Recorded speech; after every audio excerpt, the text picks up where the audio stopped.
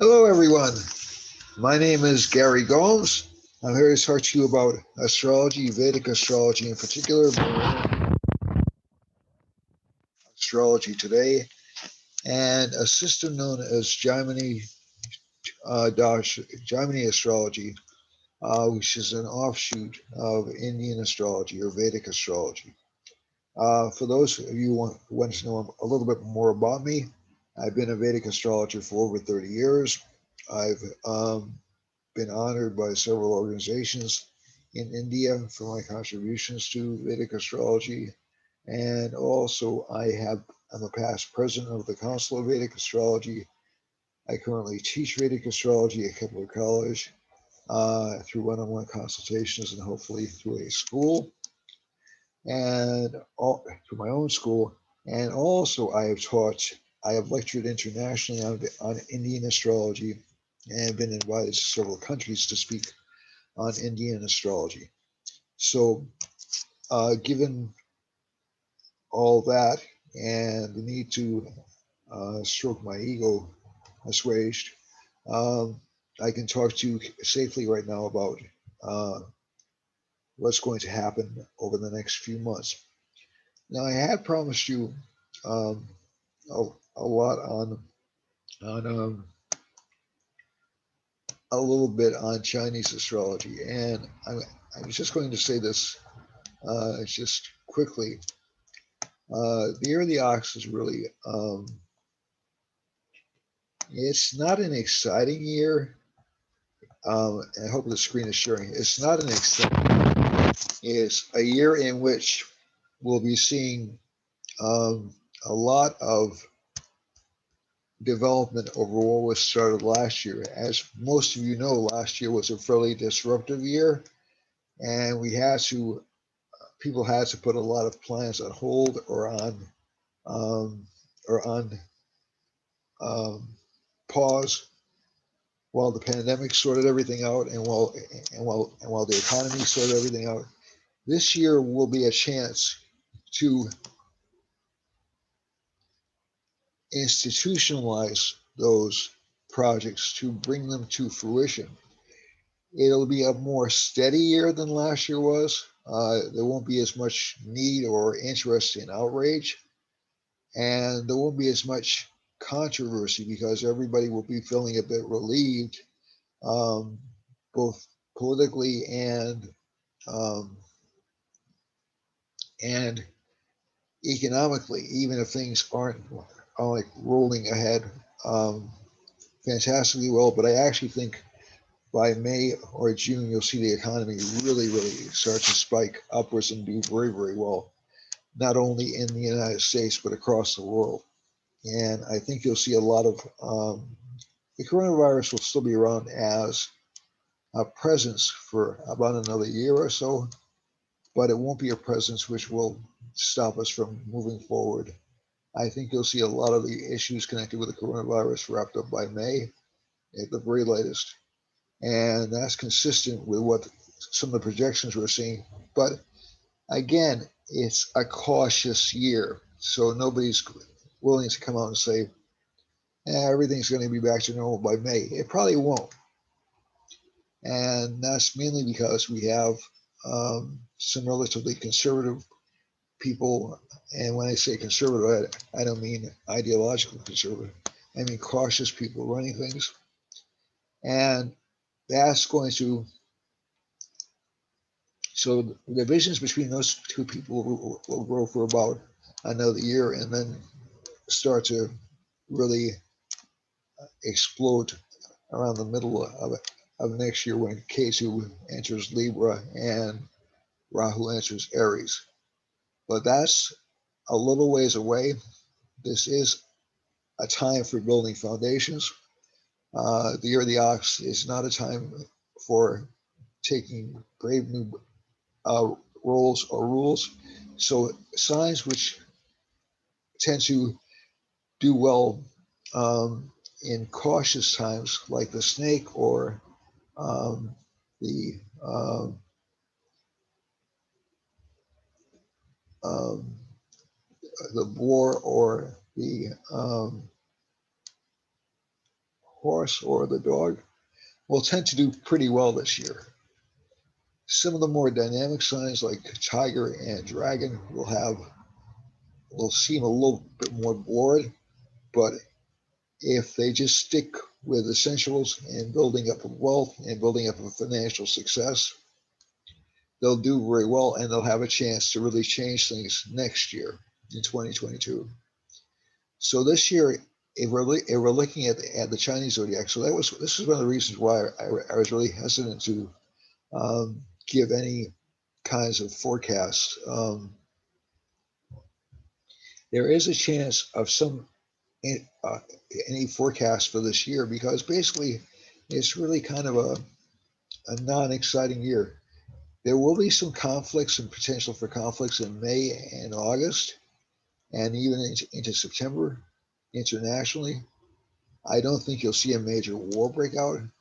There'll also be some potential for some earthquakes and disruptions based upon Chinese astrology during those same same time periods. But it's really not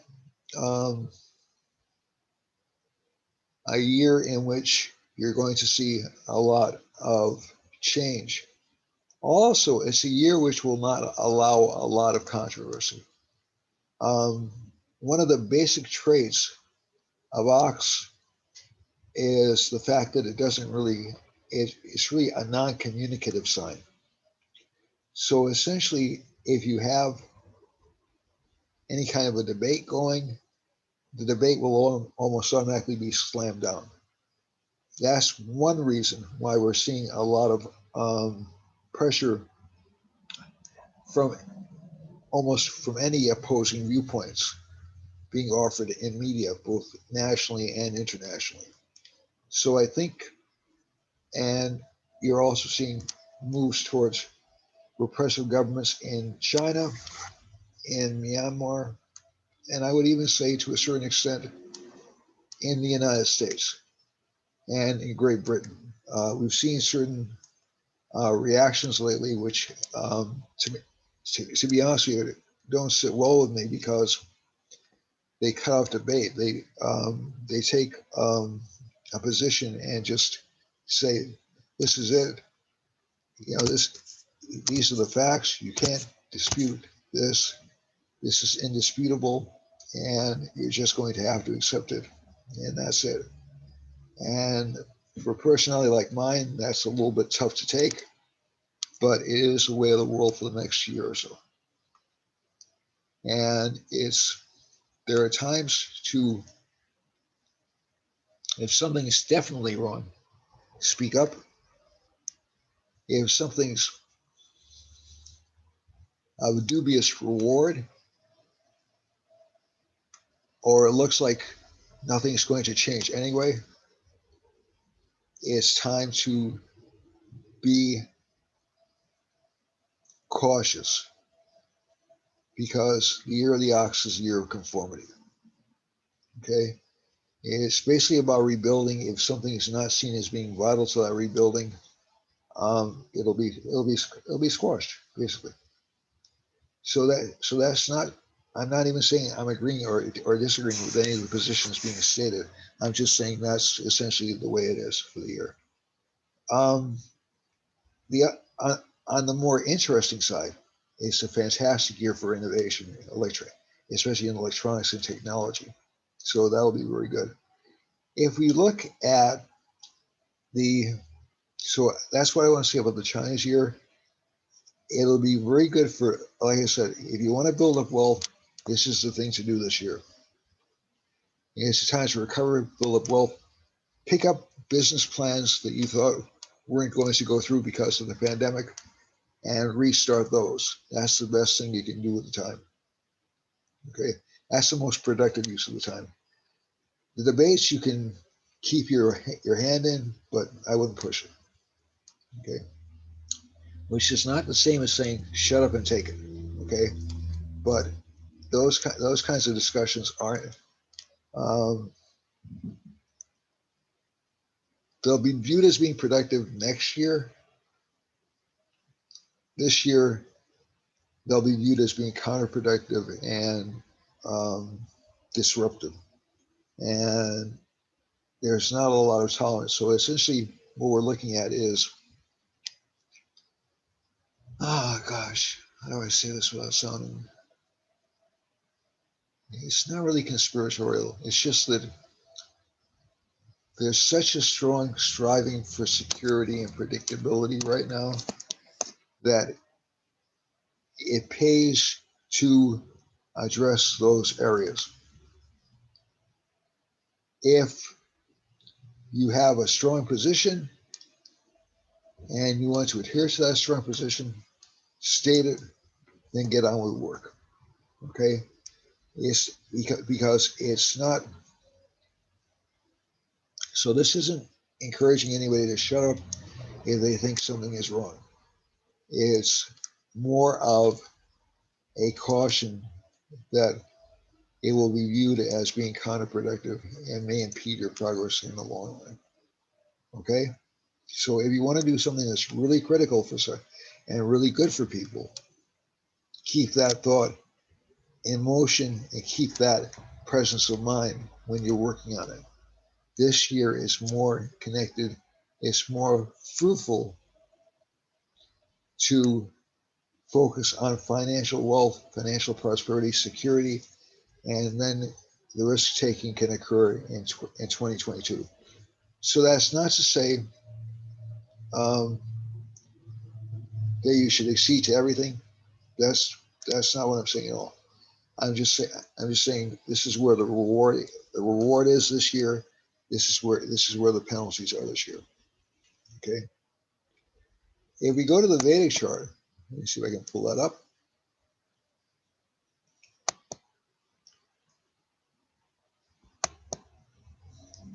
All right. So at the time I'm actually doing this is a little bit after 4 o'clock actually is standard time. It's a little bit after 3 o'clock standard time, and the moon is in.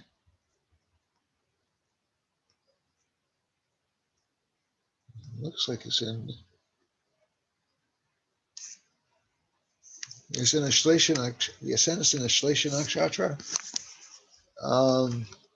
So that's the time for essentially for planning and for prospering and like I said, for accruing wealth. The Lord of the first house is in the ninth house, so that's good. It's a new moon at the time I'm doing this broadcast. So this is essentially ushering in new times, new activities.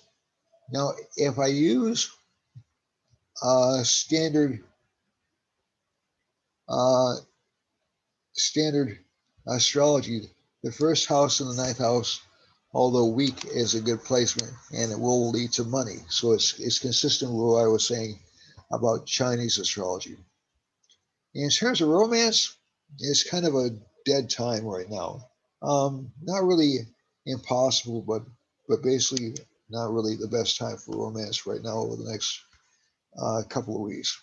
And Venus is going to be combust or close to the sun really until around early May. So romantic involvements probably won't generate all that strongly until around early May, but it's always possible.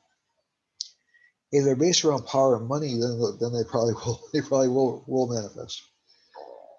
The other thing is we have Venus and Mercury in the eighth house, so this means unexpected payments to a lot of people. I know that's happening in the United States, or they're expected payments, and they'll happen quickly. So that this actually will happen fairly quickly. But the Jupiter-Saturn conjunction over here, it emphasizes stability in relationships. Even if you're unhappy, it's not a time to make a move. More after April 27th is a better time to make a move in terms of changing relationships or changing business partnerships. So I would stick with the people that have been faithful to you so far over the next couple of months or the next month or so, and then check the terrain to make sure that everything's clear. It won't be totally clear until September, but you'll be able to take a chance and check out what options are available to you between roughly May and September 15th. The other thing is we have Mars and Rahu in the 11th house. So it's sort of a time when friendships will seem to be a little bit stretched or a little bit thin. People will seem to be friendly, but they really won't be. So everybody's sort of like looking out for themselves.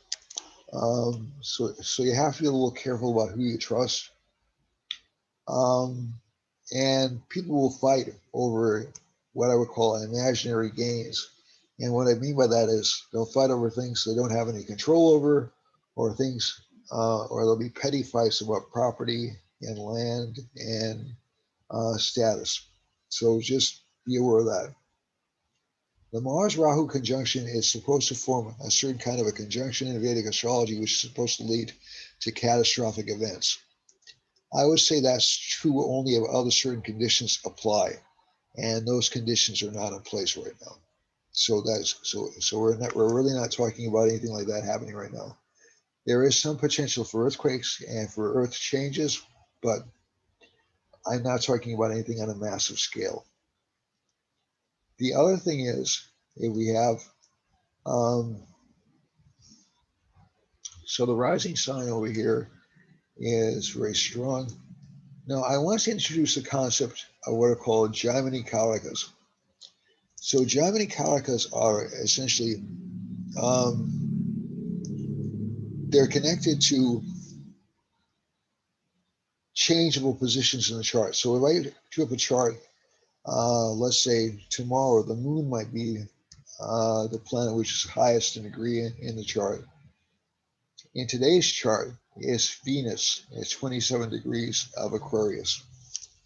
So essentially, this means personal happiness is kind of like the most important thing on people's minds. Also, to a certain extent, financial security is very strong for them. The second strongest thing is solidity in career, which isn't too great right now because Jupiter is debilitated. Jupiter is the second highest degree planet, and it really won't be out of this. Let's see what it's doing in the Navamsha chart. It's in Leo. It's in Leo in the Navamsha chart, and Venus in the Navamsha chart is going over the house of communications, so that looks fairly good. So essentially, there will be good luck for people financially over the next few months, but it'll take a little bit of time because of Jupiter being the career indicator. So a lot of people are very uncertain, very unsafe about career matters right now, and that's consistent with what I would call the Parashvi significators because this important lagna, the Aruda lagna, is in the 10th house, and the Lord of the 10th house is with Rahu. So that indicates a lot of insecurity over career matters right now. The third indicator in sequence is, it looks like Saturn. Yep, it's Saturn, then Mars. So what that means in plain English is the third indicator is leads us back to a desire for security, predictability, stability. And that shows up in Capricorn. So there's this very strong desire to make essentially the playing field very level for everybody, to make sure that everybody has more of a share of things. I think it's just window dressing, to be honest with you. I'm not sure that that's really what the end result's going to be, but I but there is a strong emphasis on trying to stabilize governments, and that's even true in situations like Myanmar. Um, the other thing you want to look at in this chart is what's called the indicator of status or home life, and that's Mars. So again, a lot of emotional unhappiness, emotional uncertainty about home life, about career. No, this is nothing new. Um, the last two indicators are, or the last three indicators are, you just go to Mars. So we got Venus, Mercury, Venus, Jupiter, Saturn.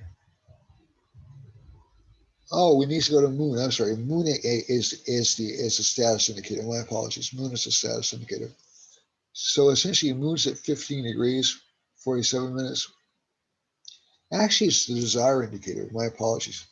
It's the desire indicator. So essentially, desires are changing right now as we're going forward, and you'll start to see people changing their goals and changing their. But it's very weak right now. People are really just hanging on to security. The security indicator is Saturn, so people don't want things to change too much, except to make them more secure. Mars is the indicator of creativity, so there's a strong desire to fight back and to obtain freedom and to get more energy. Although that's frustrated by Mars' conjunction with Rahu. The indicator of enemies is Mercury, and that's actually, to be honest with you, in gross terms, that's the media. Um, and the reason I'm saying this is the media is the enemy is not because I view the media as the enemy. It's because they're trying to they're trying to handle things from two perspectives. They're trying to create interest, and they're also trying to shut debate down. So, so if you're looking at so essentially this essentially if the media is in a fixed sign, that means essentially both parts of the political spectrum are not going to be meeting or talking with each other. That's one thing. The other thing is they're going to find some kind of way of controlling communications, and that'll continue for about another month or so, and then everything will get a little bit chaotic for a while. So Mercury's not really a bad planet by itself, and right now it's in a rather sweet mood because it's in the same sign with Venus, but it's also in a rather controlling mood just because of the dominance of Saturn of this chart. And the idea is there's it's only allowing one perspective or only honoring one perspective. And no matter how right or wrong that perspective is, uh, that's not an exchange. That's not how civilizations thrive. But again, this is something we can expect this year. It's not it's not astonishing, and these periods never seem to last very long. Um, the other thing, and the indicator of relationship life is the sun. Relationships are really important in this chart, and especially the people's relationship with the government. so, so essentially, if the sun's in Pisces, that can actually, because Saturn's aspecting the sun, that can actually mean people are starting to look at the government as being a secure presence, because some people are starting to look at the government as being an oppressive presence. So these are general indicators. Um, these aren't intended as universal truths. This is just an analysis of the chart based upon the karakas. If we're looking at, I just want to look at one chart, and that's the U.S. chart to look at first.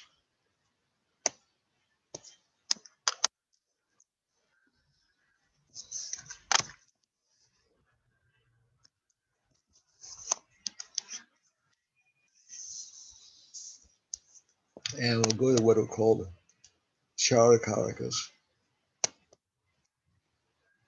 quickly. All right. So the United States is in what's called a Sagittarius karaka, which means it's in the first house. So this is about the identity of the United States. That's when it was founded. So let's see where we are right now. Let's see which house we're in right now. We're in Gemini. We're actually in, no, excuse me, we're in Cancer. So we're in an eighth house Mahadasha. So this is fascinating. All right. So we're in a Mahadasha, which is dominated by media, dominated by communications, have been since 2017. For 2017, we were in uh, a Leo Mahadasha,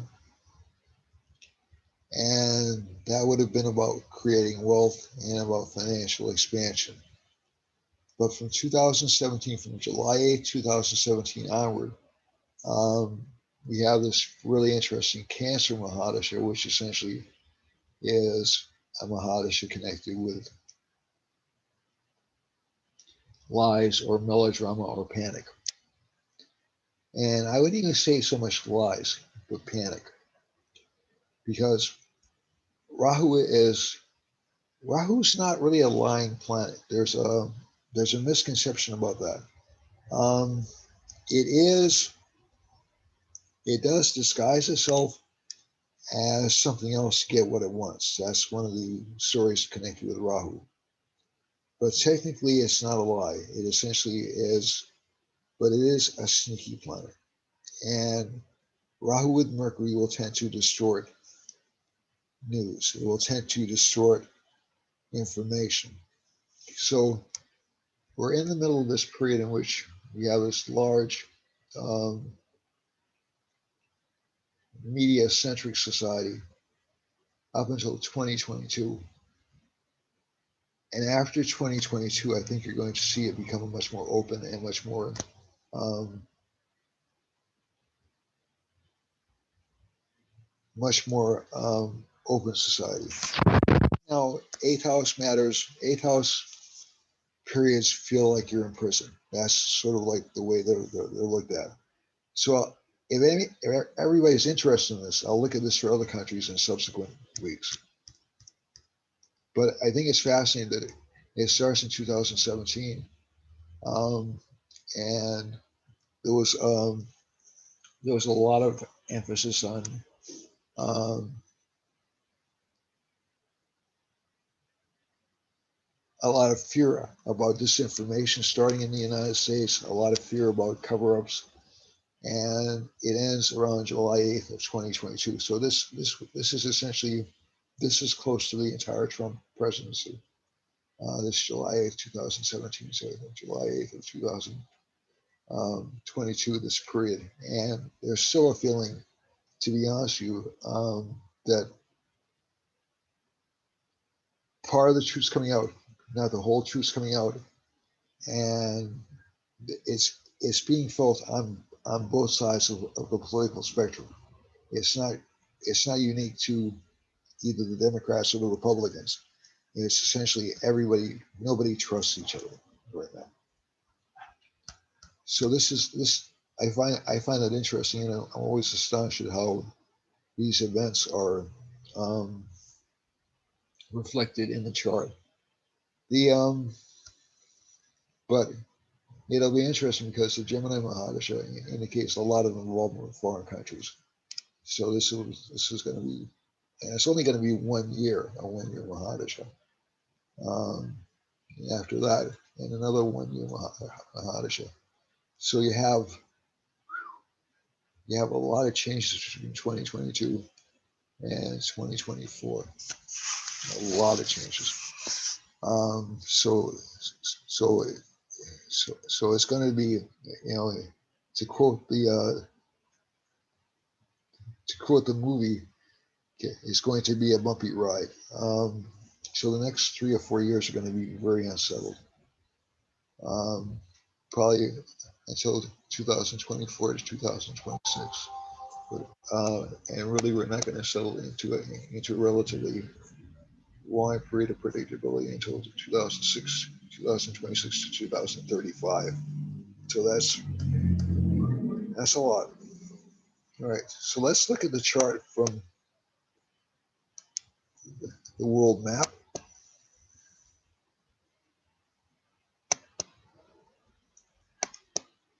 We'll see where some of the problem areas in the world are.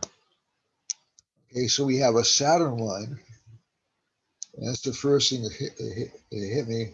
We have a Rahu line passing through Alaska, so some potential for panics or problems in Alaska, all the way through pretty much into, into far eastern Russia. And we have a moon line, so there's some danger of. So I already know there's going to be a big snowstorm in California. So that moon line is almost perfectly aligned with that. And so that's going to be a lot of basically a lot of precipitation. Why am I having trouble with certain words today? As opposed to any other day, I would say. All right. And there's a Saturn and a, can't see what that planet's line is. 1 second.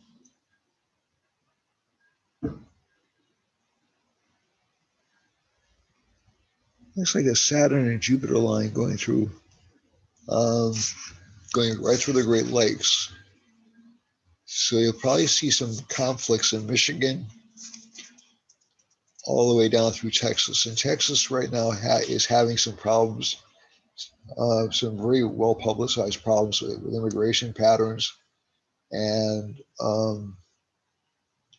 so this can represent people coming up. Also, Saturn is passing right through Florida, right through Georgia, right through Ohio. So you may see some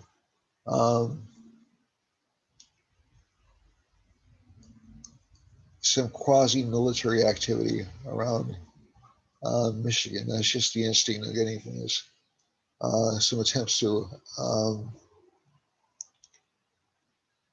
unseat governments, and also some governmental disarray in Florida, Georgia, Carolina, Ohio. It's interesting because there's not a lot of bad activity happening on the East Coast overall. So there's a Venus Mercury line on the East Coast of the United States, going all the way down through Cuba, but Cuba has a Jupiter line. I'm sorry, Central America has a Jupiter line passing through it as well. So there should be some kind of a civil uprising in Panama, at least from this chart.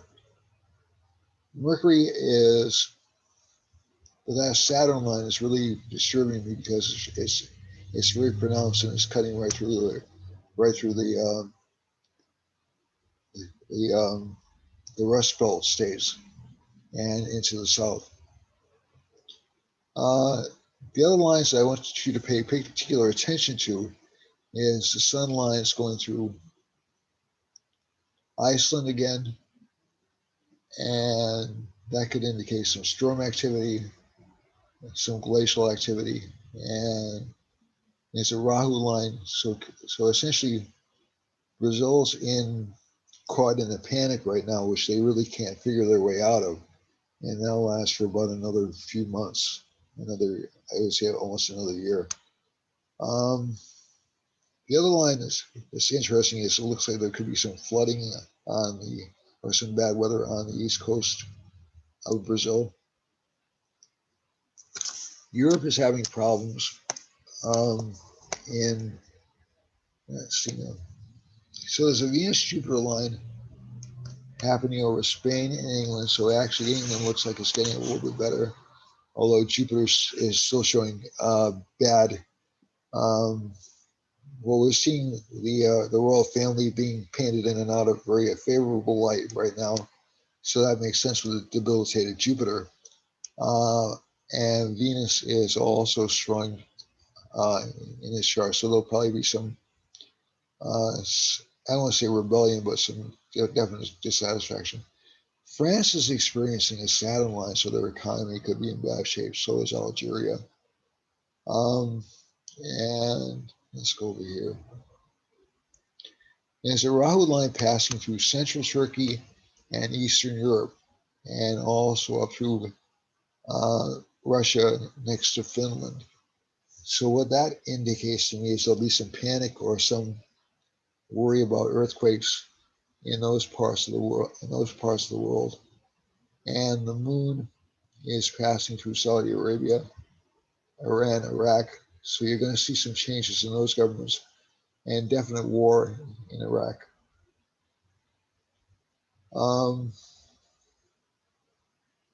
Moon is okay. So India seems to be settling down a little bit, although there's not a lot of happiness with the government right now, at least currently, not for a little while.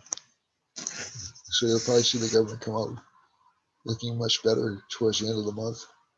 And it still looks like there's still some conflict between China and India over borders over here near Afghanistan and near my apologies, that's not near Afghanistan, near Myanmar and Laos. Myanmar is going to be much in the news lately. It's still going to be kind of a disruptive period for them. And I'm not expecting to see the violence calm down anytime soon, maybe in about a month or so. And Rahu is passing through China, so there's going to be a lot of panic and a lot of fear in China over the next few months. So just be aware these parts of the world are particularly vulnerable. Japan has some water danger as well, some governmental danger in Eastern Australia, some danger to the government in Eastern Australia, and Mars, and some possible conflicts or some possible ecological issues in New Zealand. And when I say ecological issues, I don't mean land blight. I mean essentially something connected with either earthquakes or tsunamis. The overall pattern of the map is kind of fragile right now. It's not really a bad map. Um, I'm actually heartened to see Venus and Mercury moving away from Saturn's influence. So it's going to make communication a lot better. A lot of people are going to feel better. And I'm just kind of waiting for Jupiter to get out of that mix so people can really feel much more optimistic than they have been. But basically, we are talking about another year or so of what I would call restricted activity. It doesn't mean the virus won't be brought under control. Actually, I think it will be brought under control over the next couple of months. But it's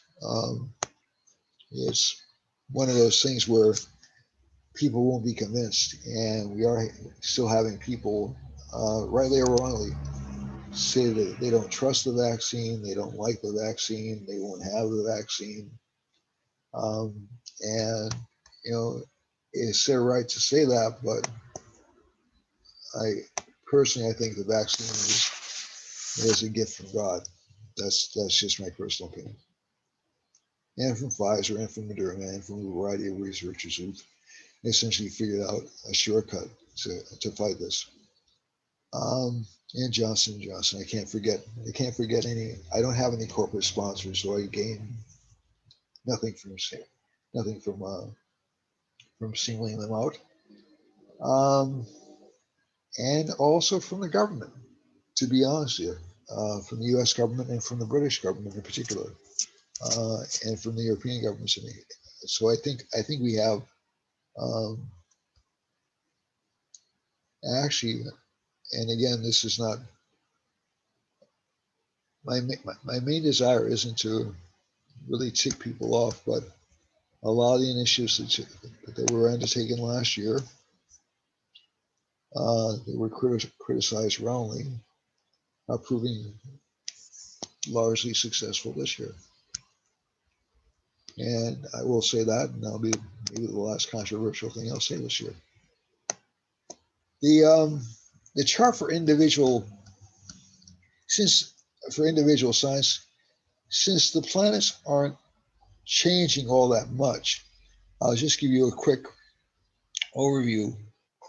So essentially, Aries, you should expect a lot more emphasis on financial growth, um, a lot more financial growth over the next couple of months because we have good planets in the 11th house. Friendships will be renewed. Um, some problems with the government, some problems with some concerns over health, with health of family members, but basically this is a good chart. And K2 in the 8th, Jupiter in the 10th, good for career, luck through hard work. So this is a good chart for Aries. So this sign should do relatively well over the next couple of weeks. Taurus, Mars and Rahu in the first house, K2 in the 7th house. Again, some disagreement over relationship matters. It'll be easy for Taurus to get into a fight. Um, and also, but also good for career matters, good for financial growth. And the only stress point I see for this is long-term relationships will be a little bit problematic, or relationship partners will seem to be a little bit disengaged.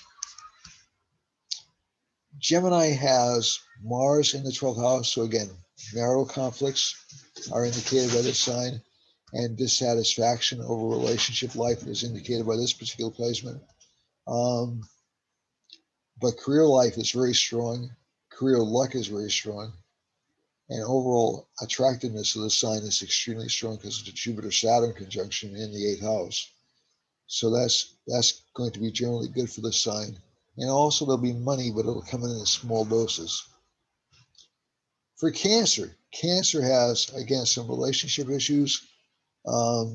Is keeping relationships together mainly for the sake of the family, and that's fine. But I think also you'll see a lot of relationship conflicts in the sign. It's the same as you will in Taurus and Scorpio, so I don't want to leave them out of it. But there aren't a lot of planets in Taurus and Scorpio, and there aren't a lot of planets in Cancer right now. So it's unlikely that you'll see any major breakups over the next few months. But for Cancer, good for money, good for success and financial growth. Career life will be a little bit unsatisfying and a little frustrating, and friends will be a little bit frustrating too. For Leo, Leo has the Lord of the first house is in the ninth house. That is very good for career growth. I'm sorry, it's in the 8th house. So this sign will feel a little bit less dominant than it usually does. It'll feel a little bit more withdrawn. And I think you'll see Leos being a little bit more introspective than usual. The 10th house of career is still in good shape. And as a matter of fact, they'll get some fame or recognition. Good for relationship matters for them. So they'll attract a lot of relationship partners this month. Saturn's in the 6th, so a lot more enemies than normal and a lot more illnesses than normal. So just be careful going outside. Virgo has planets in the 6th house. 1, 2, 3, 4, 5, 6. But a lot of courage, a lot of energy, and their relationship life will blossom actually within a couple of weeks because they'll have Venus in the 7th house exalted. The other thing is sort of actually open an abundance of relationships over the next month or so. The Jupiter's in the 5th house along with Saturn, so there'll still be a natural hesitancy to try anything new or do anything new. And Mars is in the 9th with Rahu, so it'll give some conflict with supervisors and a lot of need for investigation. Libra has no planets in the 7th house, planets surrounding its 7th house, so that indicates some conflict with relationship partners. But opportunities for love affairs or creative endeavors are very strong this month. And also home life will be a source of both joy and extra burdens. I'll wait for the siren to pass. And so that so so home life will be a source of joy and or extra burdens over the next month or so. For Scorpio, Scorpio is going to have fights with relationship partners, but overall an unwillingness to change, um, a lot of desire for new things in life, but not a real strong desire to keep the peace, and a real strong desire to keep career life going well. So it should be a good month for Scorpio, but again, like I said, fights are indicated for the next couple of months. Sagittarius has Jupiter and Saturn in the second house, so it indicates slow financial growth. Again, a hesitancy to rock the boat. Sun and Moon are in the fourth house, so it'll be a new transition, a new rebuilding for Sagittarius. Mars and Rahu are in the sixth house, so you'll see a lot of focus on work rivals and work rivalries, which will end within a couple of months. Capricorn, Saturn has Capricorn in the first house. Capricorn has Saturn in the first house, which should be good for solidity of the sign. Good for money with Venus and Mercury being in the second house. Good for ambitions. So this is one of the few signs which can actually move forward and try new things. And fifth house, Mars, Rahu, ungrateful children, maybe too much focus on creativity and too much focus on pursuing selfish interests for this sign. For Aquarius, Aquarius has um, Venus and Mercury in the first house, which is very good. It makes that particular sign feel good. It's sort of a lucky transit for it. And you'll also see a lot more friends coming into this chart from this placement. Sun and Moon are in the second house, so again, there's a lot of discussion about enemies or um, anxiety caused by relationship partners. And Mars and Rahu does give fights or relationship arguments for this sign. Career-wise, so it looks okay, and um, at least from this chart, you'll start to see some career growth over the next few months. The last sign we're looking at is Pisces. Pisces has the Sun and the Moon in it. It has Mercury and Venus on one side, and Mars and Rahu on the other. So this is essentially, it'll allow uh, this particular sign to save money. Um, it'll also allow it to have financial gains because of the Jupiter-Saturn conjunction. I'm just going to do a new share. Stop the share and do a new share.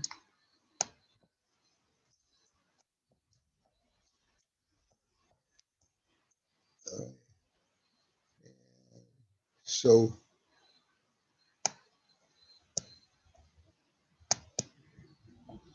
see it. And do one more new share. Sorry about that. And overall, this should be a fairly good month for Pisces. A lot of courage, a lot of ambition. K2's in the ninth, a lot of unexpected luck because of bosses or supervisors leaving unexpectedly. So this should be a good month for you. Um, but and a lot of focus will be on you as a sign. So that's it for this month or for this week. I'll be back. I'll be posting more frequent videos. I am trying to move to new production standards, which I've been promising for a while, but March has turned into an insane month. So I really probably won't be able to do a lot of the changes I want to make before late April, but we'll see. We'll see how the weather flies. And that's it for me for this week. If you want to contact me for lessons or reading, my number is 508-525-0001. Please like, subscribe, comment. You're welcome to engage in intelligent debate with me on the website. I don't mind that at all. And that's it for this week. Thank you very much, and namaste. Please share this with your friends, and I hope you find it useful. Bye, everyone.